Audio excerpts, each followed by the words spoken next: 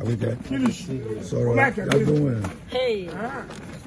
Abẹ́ rí mi lọ́dọ̀ bàbá mi ni Máyégún general pátápátá kìí ṣeré o kìí ṣe pé tẹ̀gàn Ayinde lọ́ba kìí ṣe pé tẹ̀gàn Ayinde lọ́ba kò sẹ́ni tó lè ṣe bí Ayinde wọn kẹ́yìn ṣe bí rẹ̀ ni kìí ṣe pé tẹ̀gàn Ayinde lọ́ba olúròrè ọ̀tẹ̀rẹ̀ tápà mọ́gbà fún ọ̀tẹ̀rẹ̀ ilé ọmọ àbá àmọ́ ṣe lù Ayinde mo lùgúdù mo jókòó tuntun tó bóyá la èrò tẹ gbà ọgbọ lọ́wọ́.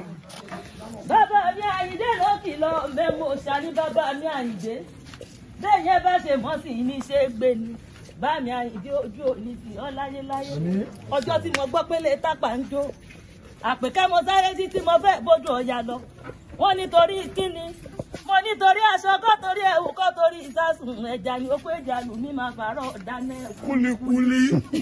Olúrọ̀rẹ́ ọ̀tẹ̀rẹ̀ dápà tó ní ìkùnú. Àpèkẹ́ o ẹranko mẹ́ẹ̀ẹ́dínlógún ló lóun tẹ̀rìn àmújàgán lè dápà lẹ́yìn tó olúbíṣẹ́ ọmọ ẹranko yá.